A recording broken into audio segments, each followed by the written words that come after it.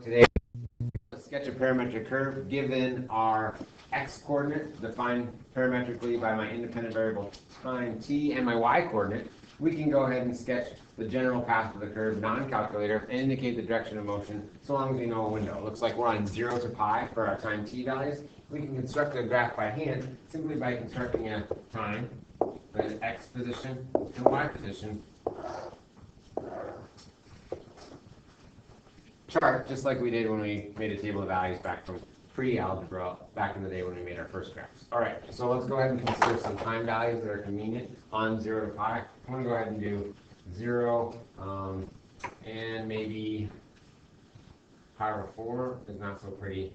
Pi over 6 will be pretty. And pi over 2. And I think 5 pi over 6 will be pretty. And pi.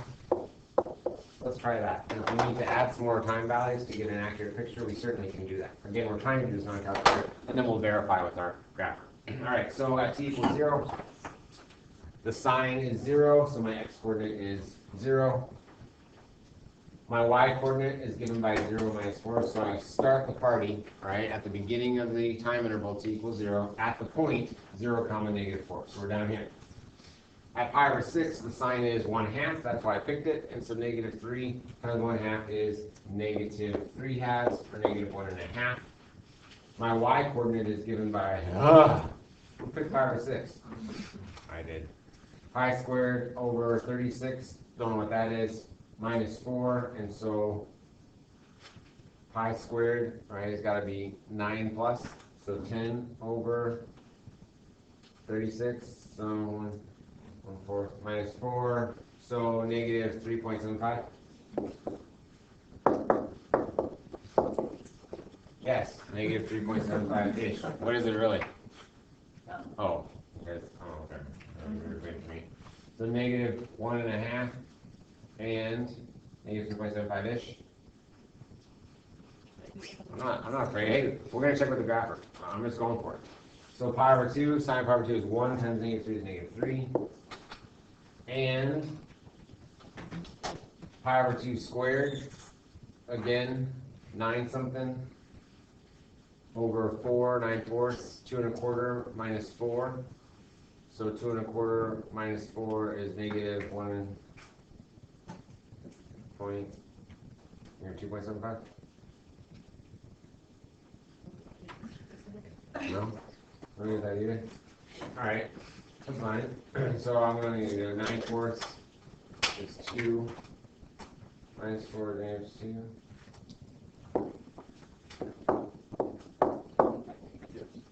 So maybe 1.75-ish? Negative 1.75-ish? I like the ish a lot. Oh, careful how you juxtapose those consonants involved. The zang. 5 pi over 6, this is my favorite one I'm looking for. So I've got 1/2 times negative 3 is still negative 3/2. And 5 pi over 6 is 25 times 9 is a lot over 36.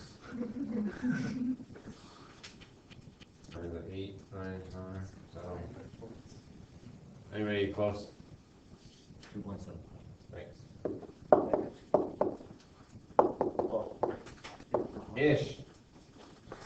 Negative 1.5. 2.75-ish. And pi. Oh, good. I got the x-coordinate. And pi squared, we're saying, is still about 9 something. Minus 4 is plus. All right, this is fun. Oh, no. I ran out of space.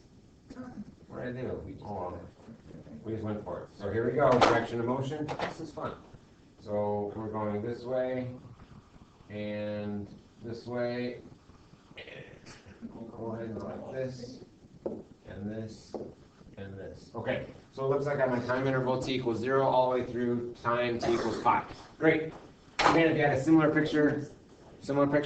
Okay, good. Now let's go ahead and use some calculus. So what's the slope of the curve at a particular time value? We have to be able to do that. And so what gives me the slope dy dx when I'm based with a parametrically defined equation or curve.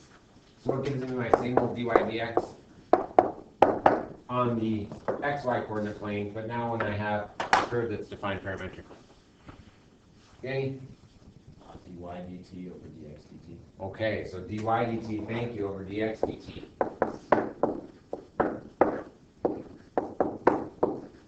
So I'll simply differentiate my x coordinate function in with respect to time and my y coordinate function with respect to time and see what we get. So it looks like we have dy dt is 2t. Is that it? And dx dt is sine goes to cosine. So negative 3 cosine t. And we're going to evaluate dy dx at the particular time value 2 pi over 3. Okay, I think we can do this. So 2 times 2 pi over 3 is 4 pi over 3. And the cosine at 2 pi over 3 is negative 1/2 times negative 3 is positive 3/2. Oh gosh, math is hard. And so here we've got 12.5 over 3 is 4.16. 4.2 over 1.5, and 1.5 goes into that 1, 2, 3 sometimes. So around 3, maybe a little bit around 3. Negative? No, positive. Okay. So that's about all I can handle for that. I'll do one exact, and then I'm going to go get a decimal. So here we go, 4 pi over 3. Dividing by 3/2 is the same as multiplying by 2/3. So it looks like 8 pi over 9. Oh, so a little less than 3. Oh, we already got that. So 2.85, I guess. 2.85. Don't hold me to it. And one more non-calc and then come back and do it all on the grapher? Yeah, one more? Okay, let's stay strong. What is the minimum x coordinate on 0 pi? Minimization, that rings a bell from AB, right? We're trying to optimize something. In this case, we're trying to minimize the x value, or the x coordinate. So guess what? I'm still going to write that down. I'm going to write down my objective, old school AB style, minimize the x value. In this case, I already have an x function. So my right is a formula and rewrite it as a function. I'm set. It's x equals negative 3 sine t. So I'm ready to go with my critical value. So I need first derivative, dx dt is given by negative 3 cosine t. And now I'll consider critical values. Are there any values of t for which dx dt is undefined? Nope, we've got a cosine curve, right, defined for all real inputs. And now we'll go ahead and see if my dx dt first derivative ever equals question mark 0. And it looks like yes, on my interval, dx dt equals 0, producing a critical value at t equals cosine, only one is pi over 2, that's it, pi over 2. So that's my only choice. Because I have a closed interval, I can make a tx chart right now and utilize the closed interval method because I have square brackets on the end, right? So that's a time saver if I'm on a multiple choice question or something on the AP exam. I'm still going to do a number line to verify my findings, all right, and then make sure that they match. And so I'll still do a number line right now. And what's my number line? Well, it's going to be an x prime number line, right? It's not a b prime or an a prime, it's an x prime. I'll call that dx dt to be consistent with our labeling. And on my number line, I'll put the sole critical value, pi over 2. Go ahead and tell the class the convenient time value t to the left of pi over 2. Kobe? 0. We can use it. We can use it because there's just a single critical value in my interval and 0 is not one of them, right? So we could use 0. I want to be safe just because that's an endpoint. And so while we could use 0, I'm going to choose something in between like Pi over 6. Pi over 6, I'm down. So pi over 6, the cosine of pi over 6 is positive root 3 over 2 times negative 3 is negative. So it looks like negative values dx dt takes on in between 0 and pi over 2. Convenient time value to the right of, Courtney? but before pi? 3 pi over 4. Let's try 3 pi over 4. Cosine of 3 pi over 4 is negative root 2 over 2 times negative 3 is positive. Great. So it looks like our dx dt number line indicates decreasing behavior for my x-coordinate up until pi over 2 and increasing afterwards. Therefore, I expect to see a local minimum, right, for my x-coordinate at t equals pi over 2. And then a quick closed interval method to corroborate our findings. Again, we don't need an xy chart. We need a t comma x chart. The value we're trying to minimize here is an x value. So I'm having a t comma x chart. So what are we putting on it? Well, we'll do closed interval method. We've got 0 and pi are the endpoints of my interval. And then my only critical values in between, pi over 2. And we'll evaluate my x function at each of those and then compare my values. We're looking for the smallest one. So at x equals 0, at t equals 0, x is 0, negative 3 sine of 0 is 0. At x equals pi over 2, pi over 2, 1 times negative 3, negative 3. And at t equals pi, so again, x 0, 0, 0. Yes? Yes? Awesome, awesome. So we see the minimum x value attained on the interval, analytically minimum, is x equals negative 3. All right, let's go back and check our findings. So there's our picture. We did that by hand, and I can't wait to try it out. So we're going to do mode. We want parametric mode.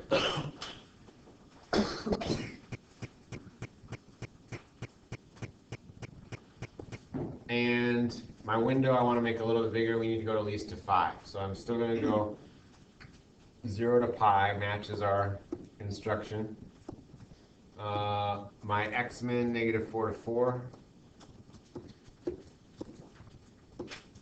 Our y-min, I did negative 4, and we ran out of space, so now I'm going to go negative 5 to 5. Autocorrect.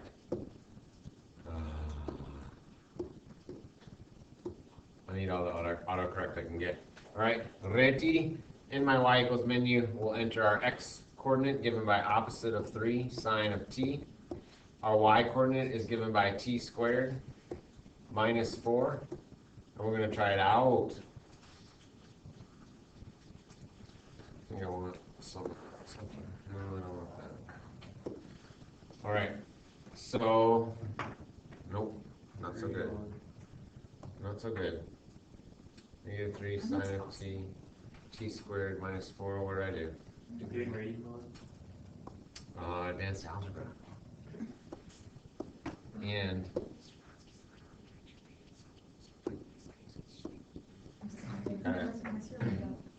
hey, you did okay. Right? Yay, we did our non-calculator, and all that pi squared in my head, right? It was starting to make my head hurt, but yet we were still able to get fairly accurate sketch. Okay, if I even did this, I mean, not that it's gonna bother me, right?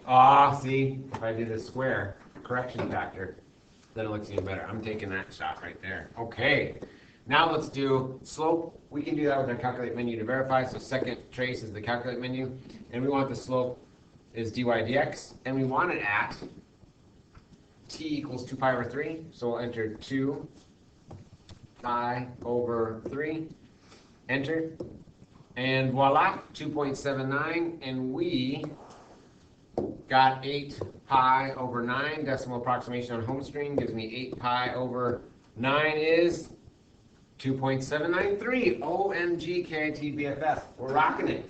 Right? We are rocking it. 1 to go. What's the minimum x coordinate on 0 to pi? And for that, we don't have a minimum on our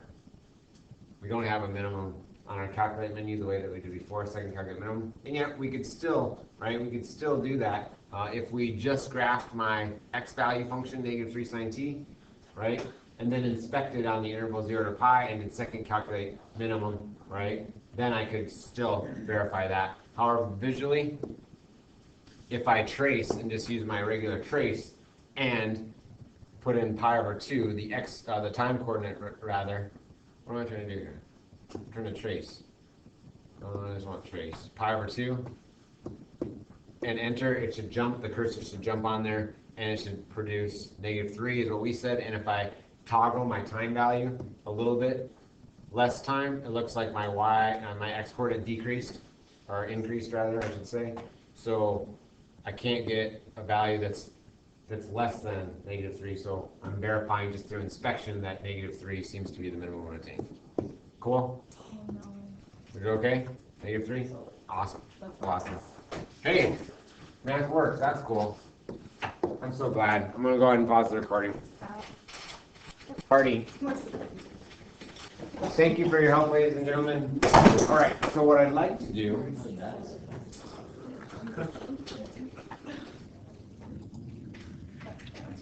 Okay, ladies and gentlemen, blast from the past in our BC prerequisites unit. It started the party, right, a long time ago, back in September. We call the component form of a vector. So we can show the component form of a vector by breaking it up into the horizontal component.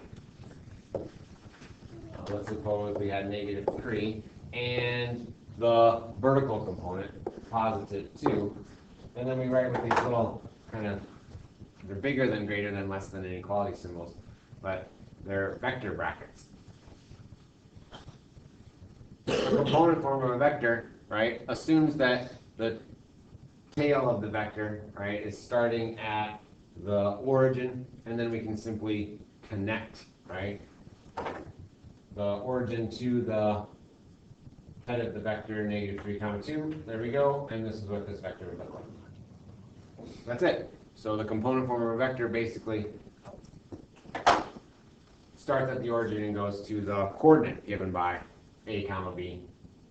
It's just written with that notation, its own notation. Can we find the vector's magnitude and direction angle theta? Well, certainly. We did back in September. If we called this vector v, then the magnitude of a vector v is written in one of two ways, which is another confusing thing, right? You could have single bars look like absolute value bars, right? For the magnitude of vector v, that is a scalar. Or you could have double bars. So either one is correct. You could have 2, so it looks like that. Both of those mean the same thing. They mean the magnitude of vector v. And on the xy coordinate plane, that's basically like a length. So this is just Pythagorean theorem. In order to get the magnitude of vector v, we'll simply do the a squared plus b squared equals c squared, right? In my xy coordinate plane, that's just the components then. So a squared, if that's my horizontal component, -3 squared, plus b squared, if that's my vertical component, b, 2 squared, and then the square root of that. Keep in mind this will always be positive quantity because of the square. So basically, that's Pythagorean theorem in disguise. So the magnitude of vector v in this case is the square root of 13. Is that what you guys are getting?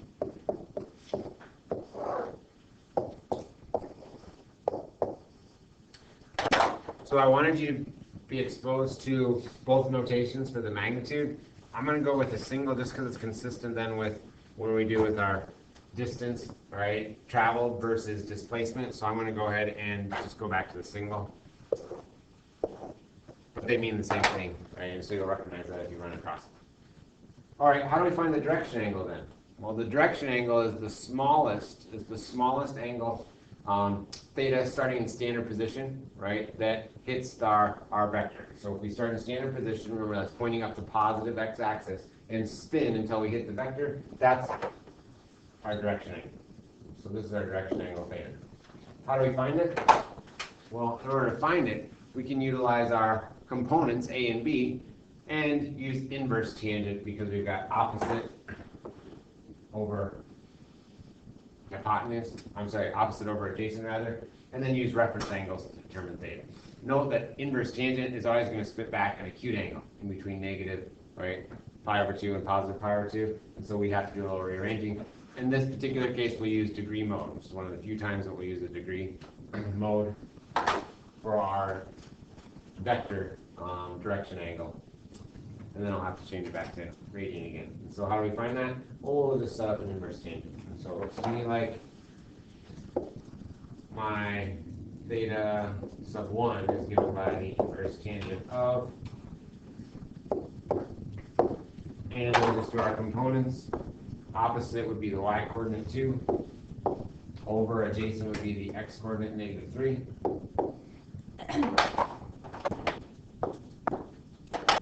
And so I get, do I want -3? I guess it doesn't really matter.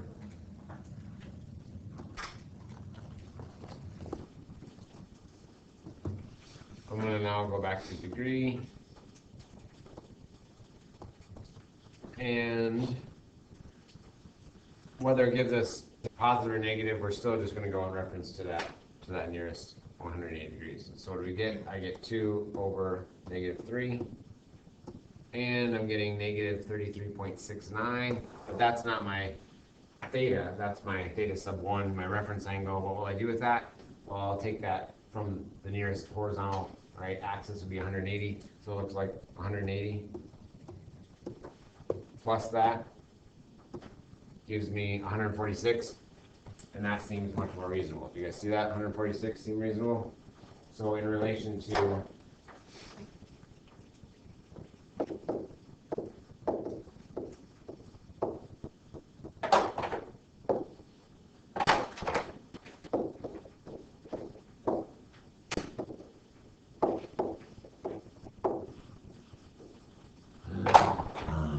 after long last, we get theta is approximately 146.3, 10, we're going to 3. How do we do? Good enough? Okay, so that's where we've been, right? One more thing. Let's go the other way. Plot the vector with magnitude 3 and direction angle 210 degrees before rewriting component form. So sometimes we'll be given the magnitude and direction, and then you'll have to generate the component form. So let's do one more of those, and then we'll go ahead and do some particle motion application. So let's go ahead and everybody get a sketch. If my direction angle is 210 degrees, right, what's that going to look like? Well, we're spinning, 180 and 210, stop, and magnitude of 3. Magnitude of 3 is looking like right about here, close. So there would be our vector drawn in the xy coordinate plane. Well, that's pretty good. Could we change that into component form? Well, absolutely. We can use our magnitude, r equals 3, right? And we can use our direction theta, 210. And the identities x is given by r times cosine of theta. And y is given by r, my magnitude, times the sine of theta. Keep in mind that those are direct right triangle trig applications. If I simply drew the vertical displacement and the horizontal displacement, right, we could generate these expressions by using SOHCAHTOA. So there's nothing new here, and we did that back in the beginning of the year. I thought it's going to go quicker. So how do I get my horizontal displacement position of that vector, the A component? Well, I'll simply take 3 times, yes, that's right, the cosine of 210 in degree mode. For y, I'll take 3 times sine of 210 degrees in degree mode. Oh, 210 is a special, isn't it? So it's a 30 past, so it's like cosine is negative root 3 over 2 times 3 is negative 3 root 3 over 2. 210 is special 30, negative 1/2 times 3 is negative 3/2. Uh-oh, I'm getting both negatives. Is that possible? Well, certainly. We're in quadrant 3 where the x coordinates are negative and the y coordinates are negative, and vector component form is just the horizontal component, comma, vertical component. And so we're set, and we can write our final answer. Negative 3 root 3 over 2, comma, negative 3/2. So this is what I was trying to say last time, Courtney, is this is where we've been. Now where are we going? Oh, now we're going to extend our concept of vectors in the arena of particle motion. The great news is we already know lots of things about particle motion, right? Position, velocity, acceleration. There's our particle motion ladder, right, with the derivatives stepping up and down the rungs of our ladder. And then we've got distance traveled versus displacement. We'll see what that looks like with the new notation with vectors. So here we go. Suppose that we have a position vector, right? A position vector R of t that's given by x of t. There's my horizontal displacement as a function of time. And the vertical, position as a function of time, then it would be y of t. The new things here would be my notation with those vector brackets in component form. The velocity vector then, as a function of time, I'm now going to switch to the Leibniz notation a little bit here. So my velocity vector, you guessed it, is the derivative of my position vector. I'll just do it component by component. So the derivative of x with respect to time, that'll be our dx dt, comma, and then our derivative of y with respect to time, that'll be our dy dt. Keep in mind, depending upon the text, right, the book, the question, the problem, these could be in either notation. You could say x prime of t, well, dx dt, and so I'm kind of purposely going back and forth with the notation here so that you're familiar with that. Acceleration vector, any ideas? Down the rung, one more time, from velocity vector to acceleration vector in component form, we'll simply differentiate each component with respect to time. For us, what would that generate? Well, for acceleration, right, it's going to be a second derivative of x of t with respect to time. That will be that crazy notation, which we still have a rather good reason for, d2x dt squared and d2y dt squared. So we're just doing the second derivative of my x function with respect to time, comma, second derivative of my y function with respect to time. Okay. Some other things, well, now we can make a connection with our magnitude of the vector that we did in our kind of warm-up problems or our recall problems.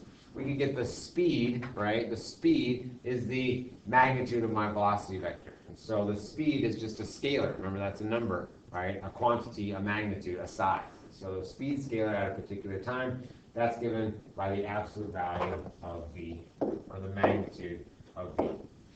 If v is in component form, that is a comma b, where a is the horizontal component of velocity vector and b is the vertical component of the velocity vector, then the absolute value of v would be given by what? Well, that would be the square root of horizontal component squared plus vertical component squared. So you guessed it, Pythagorean theorem. A squared plus b squared, and the square root of that would give the magnitude of velocity vector. That's my speed now in the context of particle motion. This should be kind of looking familiar. So we're just kind of connecting things that we already know to the sort of new notation with component form of vectors. All right, so does everybody have our notation down? Más o menos lo que sea? All right, so let's go ahead and suppose we're given a velocity vector whose horizontal component is v sub 1 of t and whose vertical component is v sub 2 of t. The displacement from c of d connects directly to what we already know, right, about displacement given a velocity function. In the regular Cartesian coordinate plane, x comma y, we find the displacement, right, by integrating velocity.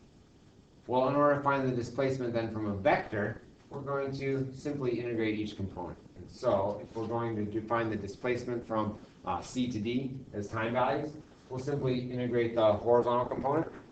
That'll give us the net change in my x-coordinate of the point, comma, and then we'll integrate the vertical component, call it v sub 2 of t, from c to d. This will give us the net change in the y-coordinate.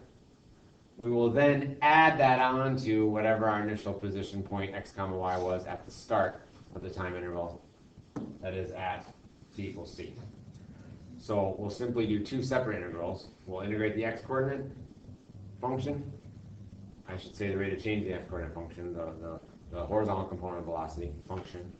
We'll integrate the vertical component of velocity, right? And then we'll take those net changes in my x and y coordinates and add them back on the starting point x and y to get our displacement, or to get our new position. And then the distance traveled from C to D, our distance traveled from C to D, well now, just like we had to get the total distance traveled by counting all contributions regardless of direction as a positive contributor, now we're going to integrate the absolute value of my velocity function. The absolute value of my velocity function, if vectors, right, would be component form. So I'll go ahead and take that horizontal component squared plus my vertical component squared and integrate the square root of that.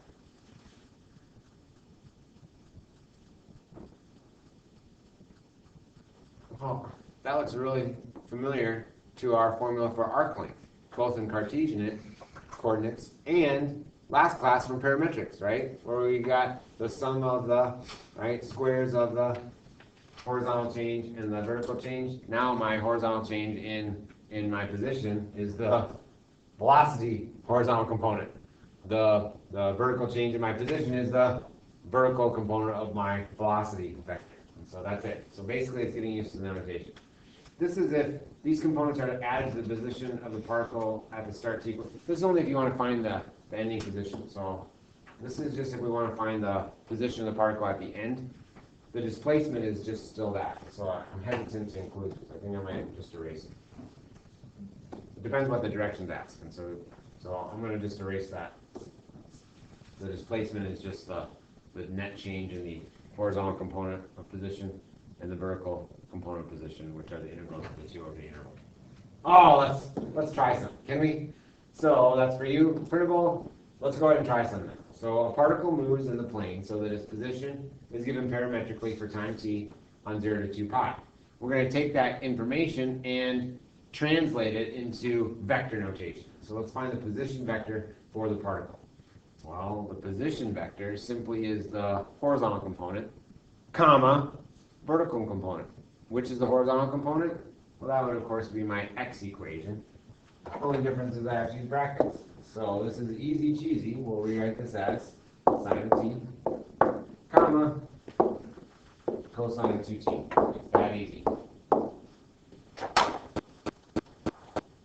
Once we have the position vector, we can do all kinds of things, like find the velocity vector. Again, we'll write that in component form. Go ahead and find the velocity vector. Check with your partner. And then share with the class what I'm calling you. So what will our velocity vector be? Pesky negatives. Darn it.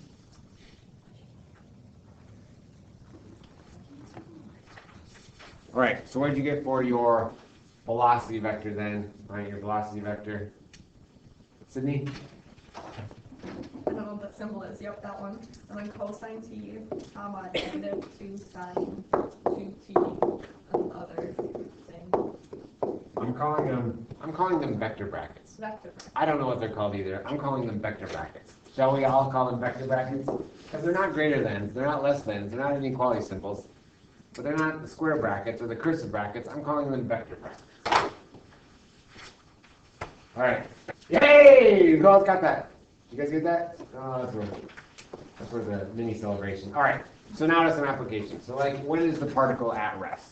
Well, the difference here is that we're not dealing with a single function defining particle's motion, right, along a straight line back and forth. Now we're dealing with a horizontal component of position and a vertical component of position. So we have to consider, right, not just when one of those quantities is stopped, but they both must coincide in order for the entire particle to be stopped. That is to say, my particle could not be moving to the left or to the right and yet still be moving vertically up or down. It would not be at rest. And so in order to be at rest, we need both of those components, x and y, to simultaneously be equal to 0, right, in order to be at rest, in order to be stopped. So what will we do? Well, we'll consider my velocity vector, right? We want our velocity vector to equal 0 in order for my particle to be at rest. And so what's my velocity vector? Well, Sydney just told us my velocity vector, and it's typically written with dark bolded letters, is we are going to write the name of the vector v. I know, you'll see it, you'll see it. And you already told us it was cosine of t comma negative 2 sine of 2t. Hotcake said 2t. Oh, you're fun. All right, so will this ever equal 0? I don't know.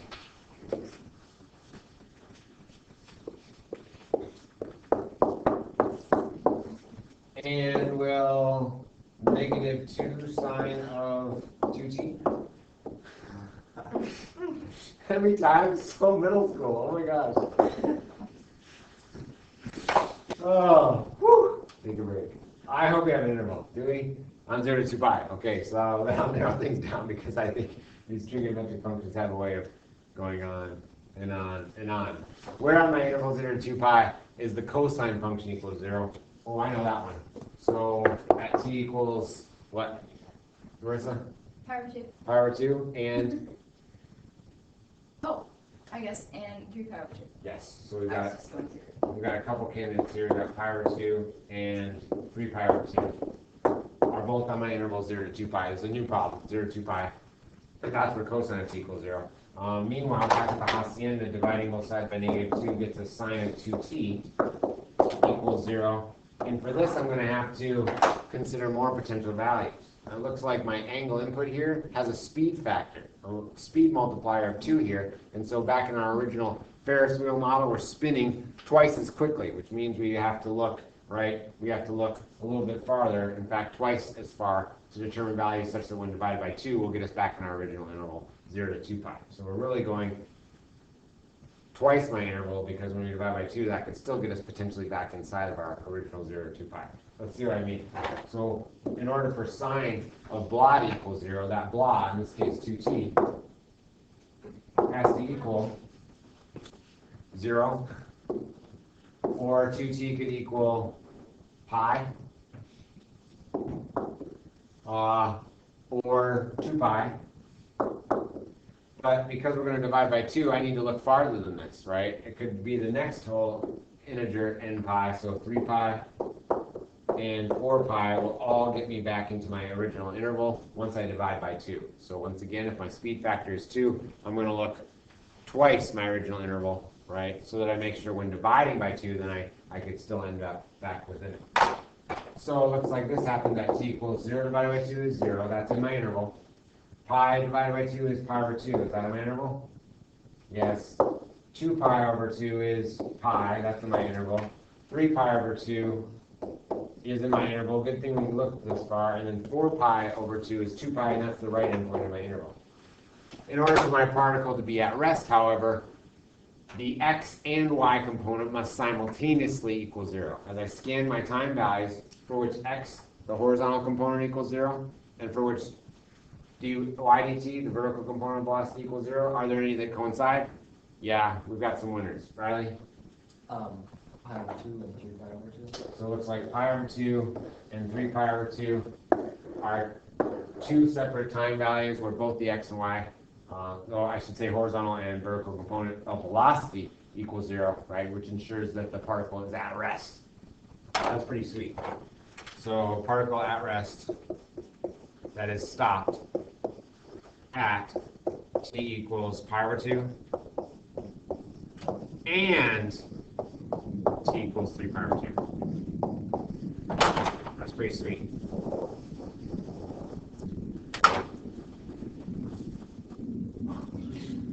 I haven't had that much fun since Bellwork. Right?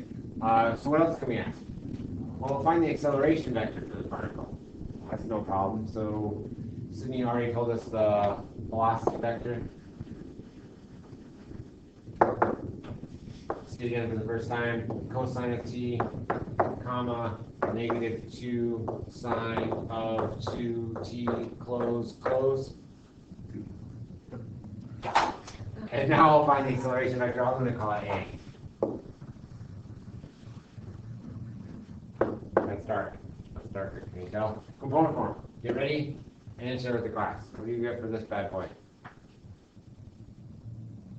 Danny? Negative sine of t. Negative sine of 2t. 4 Awesome. Everybody get that? We're good? All right. Let's find the speed of the particle at t equals pi over 3. So in order to find the speed of the particle at t equals pi over 3, we could, wait, which vector, right? Which vector is going to yield our speed? Our position vector r, right? Our velocity vector v, or our acceleration vector a? Kobe? Velocity. Yeah, our velocity vector. So we'll first determine our velocity at t equals pi over 3. And we can get that by evaluating the cosine of pi over 3 and the opposite of 2 times the sine of 2 times 2 pi over 3. No, 2 times pi over 3 is 2 pi over 3. All right, so let's see if we can work this out. Bless you. So the horizontal component of velocity is the cosine at pi over 3, which is what? 1/2. You win. Love it. So the velocity vector has horizontal component 1/2 at t equals pi over 3, and sine at 2 pi over 3 is positive root 3 over 2. Root 3 over 2 times negative 2 is negative root 3. Is that right? Is that right? Now how do we get the speed? Well, the speed is the absolute value of that, the magnitude of that. And so for my speed, that's simply the square root of 1/2 squared plus negative root 3 squared. Again, that's always going to be positive. So I'm getting the square root of 1/4 plus 3. So that's 12/4 plus 1/4 is 15/4. And I don't know how non-calc and how calc are doing, but I'm getting root 15 over 2. And root 15's got to be just a little bit. 13? 1, 2, 3, 12, 13? That's hard. Thank you, thank you, thank you. So 13/4. The F word for fractions. So that's still going to be less than 4, right? All right, 2. So a little bit less than 2. So 1.8 something, 1.7. Right. I don't know what that is, but I'm going to use a calculator. After all that, I'm just going to go to get a decimal approximation. Oh. How's that? Hey, 1.8. By golly. Cool.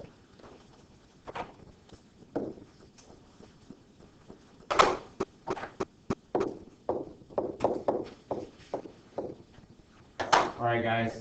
And again, pay attention, please, to your gray exercises for non-calculated text versus the ones that are just regular white and calculator allowed. Okay. All right, so let's finish it up then. What is the last thing we need to look at? We now need to look at displacement, right, versus distance traveled, and how we can answer like constructed response or free response type questions. So let's suppose that a new problem on the interval 0 to 3, an object moving along a curve in the xy plane has position x of t, comma, y of t, with dx dt is sine of t cubed, and dy dt is 3 cosine t squared. So are we given the position vector? No, we're just told that my position has a horizontal component x of t, a horizontal function, right, and a vertical function, but we're given information about the derivative, dx dt, the rate of change in the x coordinate with respect to time, and the derivative of my y coordinate, dy dt, with respect to time. At time t equals 2, the object is at position 4, 5. You see how this reads a lot like an initial value problem, right? Back from AB in a regular XY differential equation, but now it's in the context of particle motion and a vector value function. So I like this problem. I want to make sure we took a look at one like this. This is a kind of sort of free response type vector question. All right, write an equation for the line tangent to the curve at the point 4 comma 5.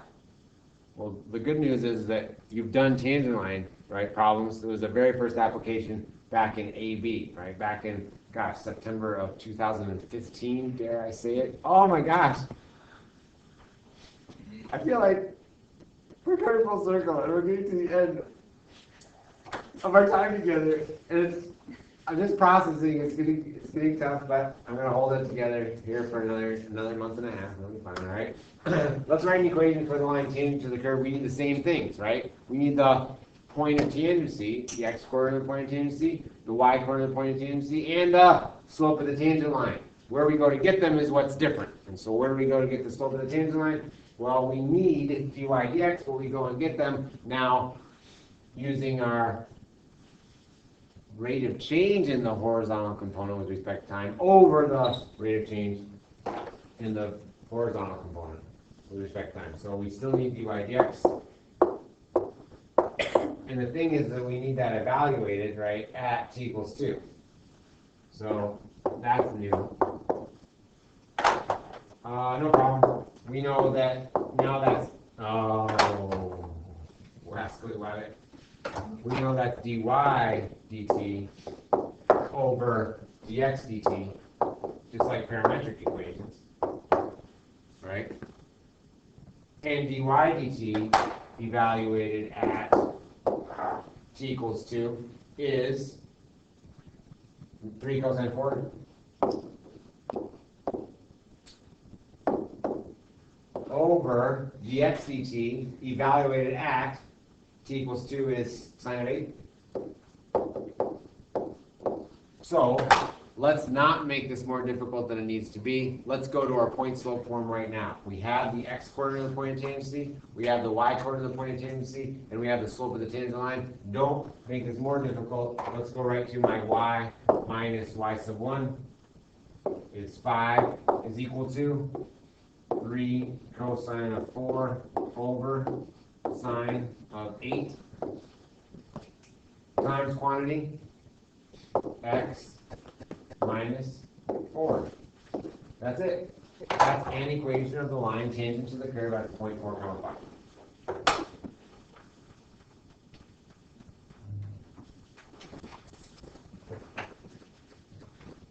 Okay, but a tangent line is of course just one thing we can do. What about finding the speed of the object at time t equals 2? Oh, well, speed, we should be good to go. Speed is the absolute value of velocity. So if I rewrite this as a velocity vector in component form with our velocity bracket, I know that our velocity at time t is given by horizontal component sine t cubed, comma, vertical component of velocity is dy dt is 3 cosine of t squared vector bracket. Well, at t equals 2, we know my velocity is sine of 8.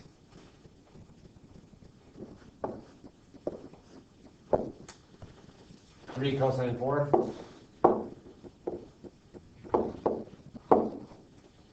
Therefore, the speed or absolute value of velocity is given by the square root of sine of 8 quantity squared plus the quantity 3 cosine of 4 squared close square root. For this, I am going to decimal, and I know that the text used decimal as well. So I'll just get approximation correct to 3 places. Looks like what mode are we in now, Tiger? We need to be in radian, so we got to go back to radian again.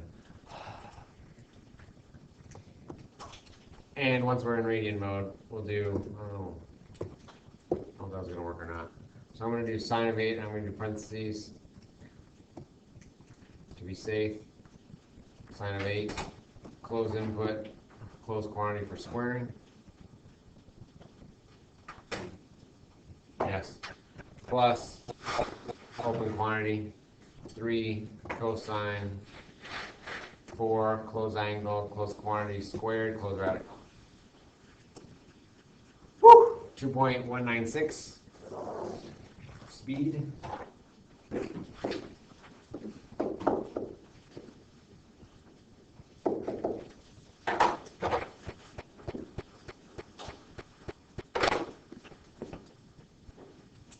Doing okay? With the easy stuff? Okay. Then let's go ahead and take a look then at distance traveled versus displacement or ending position. So the last thing that we need to be comfortable with is working with distance traveled versus displacement. So how do we find the total distance traveled? Well, we saw, right, that our distance traveled was the integral of the horizontal component of the rate of change in the x-coordinate. That is the velocity component, dx dt, over my interval, right, c to d. And then I need to integrate the absolute value of that for total distance traveled. And so we still have the integral from c to d of absolute value of velocity with respect to time. It's just that now we'll be dealing with the square root of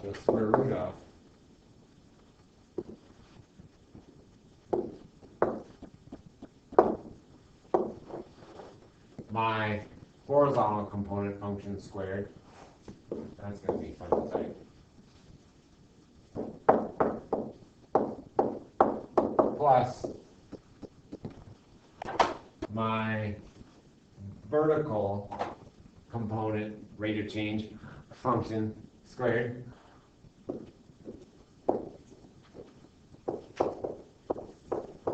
With respect to time.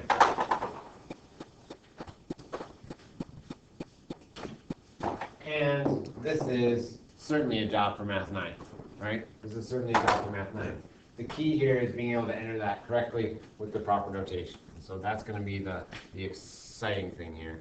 Let's go ahead and do, oh, I almost have it in there. I wonder if I can use that to my advantage. Not with the emulator, I can't. All right.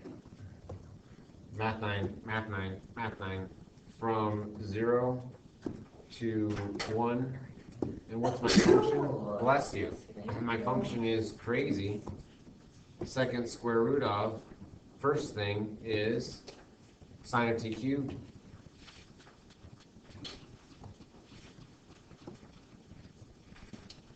Close angle, close quantity squared plus open quantity, 3 cosine angle t squared, close angle, close quantity squared, close radical dt.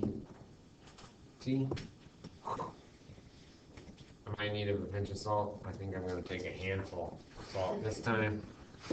And oh! So who else got this? 2.741? Hey, that's what I got yesterday. That's good news. When I was using a regular handheld calculator. Emulator.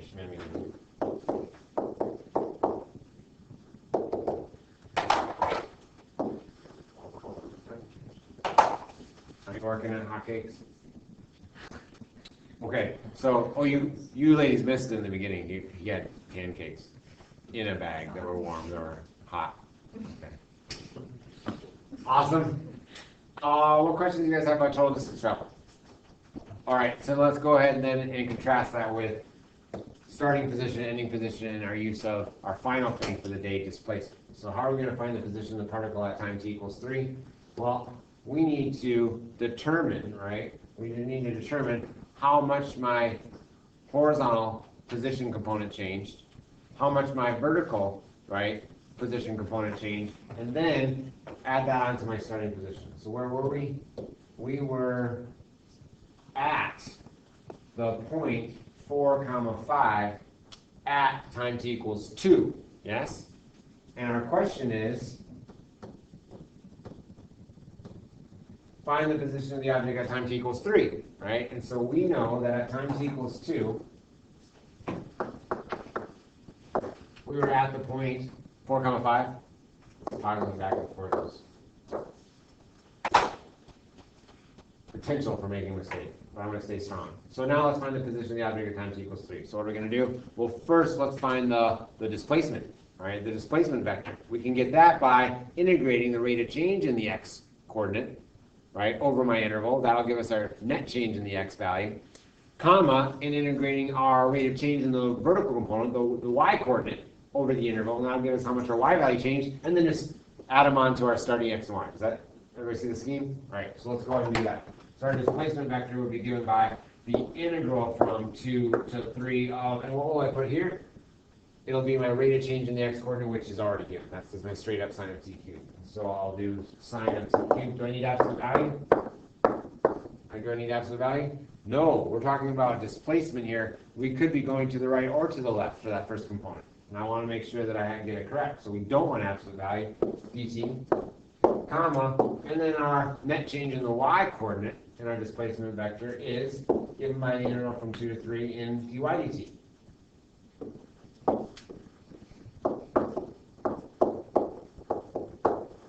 And then whatever our displacement vector values are, we'll go ahead and sum those on to our x, comma, y coordinate from starting position to get our ending position. All right, so I'm going to totally mathematize this again, and I get the integral from 2 to 3 of sine of t cubed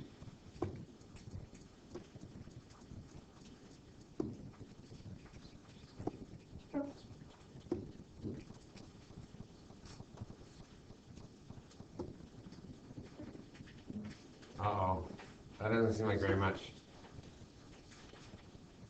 Are you guys getting that too? Yeah. Yeah. All right.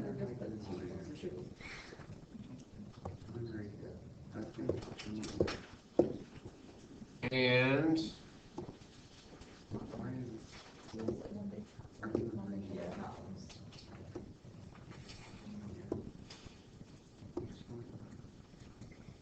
are you in like mode, Tyler? Yeah, I'm very good.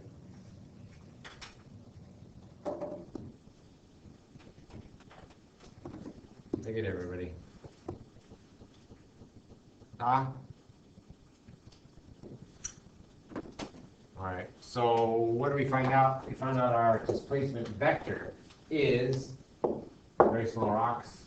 I'm going to keep these go sig fig style.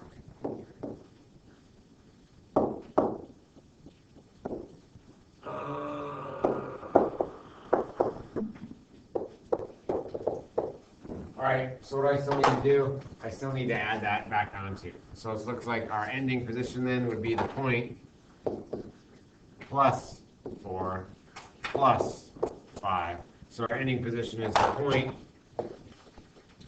4.004 to 3 places and 5.724 to 3 places, and that is parentheses, not vector brackets, because we're talking about the position point right at the end of my timeline.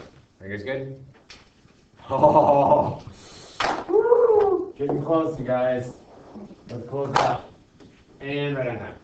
So I put them all on one slide, but you guys we have space. And so let's go ahead and do the velocity vector v of t, acceleration vector a of t in component form, speed of the particle, displacement of the particle on an interval t sub 1 and t sub 2, and then lastly distance traveled on the same generalized interval t sub 1 and t sub 2.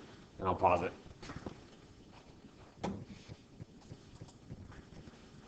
Okay, ladies and gentlemen, let's go ahead and share your responses to closure. So if we have our position vector given by x of t, comma, y of t in component form, then let's write the component form for velocity vector v of t. What would that look like?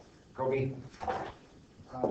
Vector bracket x prime of t, y prime.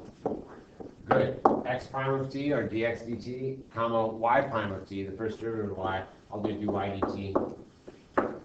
Vector bracket. Thank you. Acceleration vector then would be given by Sophia. Vector bracket, d d2x over dt, x, yeah, comma, d2y over dt. Yes! Sorry. Thank you. In general, the speed, right, of the particle is given by what, Riley? V equals. Oh, it's the line V. Yeah, we can call it absolute value of V or magnitude, it's still fine. And then if V equals component form, A comma B, then that magnitude of V for speed is given by what, Tyler? Square root of a squared plus b squared. Very nice. Woohoo! And the displacement of the particle on the interval. Oh gosh. So what does displacement look like, Marissa? Vector bracket, the integral from t sub 1 to t sub 2 of v sub 1 t dt. And then comma, integral from t sub 1 to t sub 2 v sub 2 of t dt. Where V sub 1 is a horizontal component. Yeah, absolutely. Oh, I almost put dx. I tried to put dx. My pen was on autopilot. And then vector bracket, thank you, Marissa. Sorry, I cut you off there. Where V sub 1 is my horizontal velocity component function, and V sub 2 is my vertical, right, velocity component function. And distance traveled, last one. Emily, what's that look like? Integral from t sub 1 to t sub 2. Root t sub 1 t all squared plus t sub 2 t squared. Awesome. Awesome. Woohoo! Raise your hand if you got all the closure responses correct. Oh, a fiver. That's great. And you guys, I didn't have a slide to put this on, and so we have to write it down, but you can just put it in your margin, and then I also will make sure it's up on Moodle. I'll go ahead and stop the recording and post it to our site as well. Strong work, you guys.